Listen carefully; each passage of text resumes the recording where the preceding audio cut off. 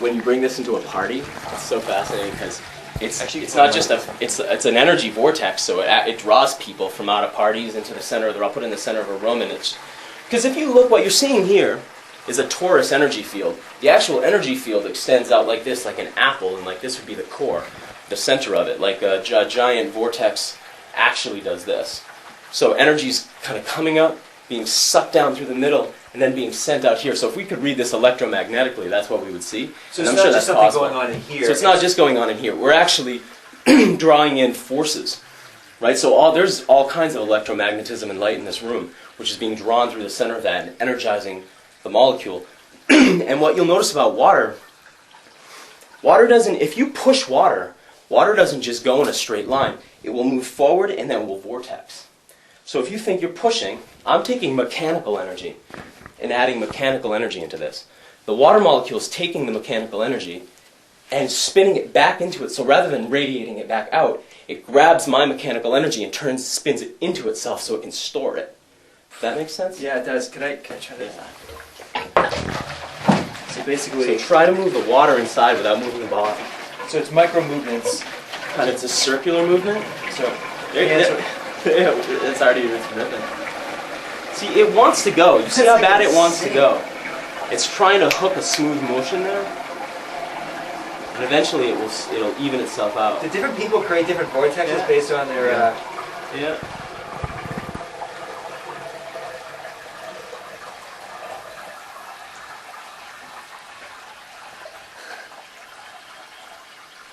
So you can flip it right over, just try to grab it from down here.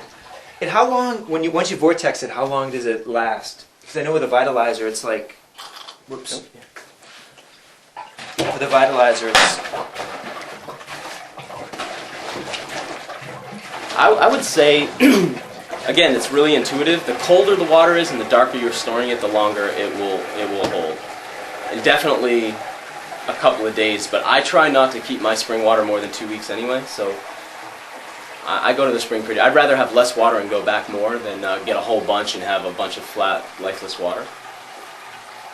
So could you use this in conjunction with magnets? Yeah, and probably if you were going to, what you would do is stud the outside here with north-facing magnets, so the south pole is out. So you'd have a magnet here, a magnet here? Yeah, I would probably stud them around this thing here. So maybe 4 of them? Yeah, that would probably be a great place to start that experiment. But the north pole being the pole that will pull the red end of a compass needle towards itself is the biologically friendly part of the magnet. Right. And that's the part I would put in towards the water. Kind of like as if this water was at the North Pole. Yep, yeah. That makes sense? Yeah. Right? So that your compass needle points to the North Pole. And that's where all the healthiest energy for us is coming. And that's why 98% of human beings live on the Northern Hemisphere right now, currently during this pole shift.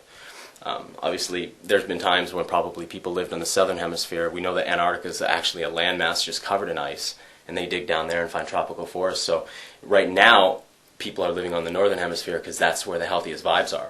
So when we're playing with magnetism, that's what we're doing. We're using the north end. So we're sort of bringing ourselves to the North Pole, or a strong North Pole, stronger than our North Pole actually even is. So that would be the healthiest probably energy for a vortex like this, and then you could even stud them probably in a vortex. Would be interesting to try out. So like because that's Barry Carter was telling me about making an Ormus shaker, and he took a strip basically and just went around and wrapped it upwards. Yeah.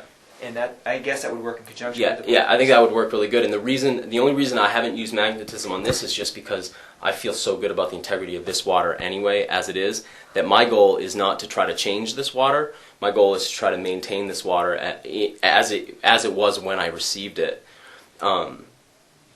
And incidentally, it's neat. If you study ancient cultures, there's many ancient cultures have this belief that water's here as a gift to us, and that it's our duty as human beings and as a civilization to return water back to the ecosystem in the condition that we got it.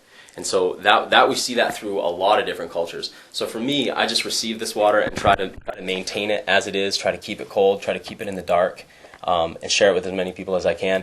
If I was starting off with a water that I needed to filter, I would probably be more interested in things like magnetism to try to bring that water back into some semblance of what spring water is. But I've created a situation where I don't need to do that. Could you take reverse osmosis water and do the same thing, or would it be a different procedure? I would absolutely. If I was drinking something like reverse osmosis water, I would definitely want to have some strategy to keep it lively, for sure. probably I would add some salt to it or a mineral to it to try to bring back some of its mineralogy. But I would definitely vortex it a lot, yeah. When you talk about water as living, how do you bring water back from the dead? For instance, like distilled water. Yeah, well, distilled water is water that's just been reborn. Yeah, it's been fractured apart into its two components, which is the hydrogen and the oxygen. And that's fascinating in itself because hydrogen and oxygen are both highly flammable gases. And once you've separated them into their constituents, what makes them water again is fire. So water does come from fire. Yeah, there's that relationship of those two elements. When you create a chain reaction of the hydrogen gas with the oxygen gas, you have a massive explosion, energy is released, and the condensation of that is water. And that's basically, distillation is the drawing up with heat of the water molecules out of this tight packed configuration into a really spread out gaseous configuration, and then condensing it back down into a liquid.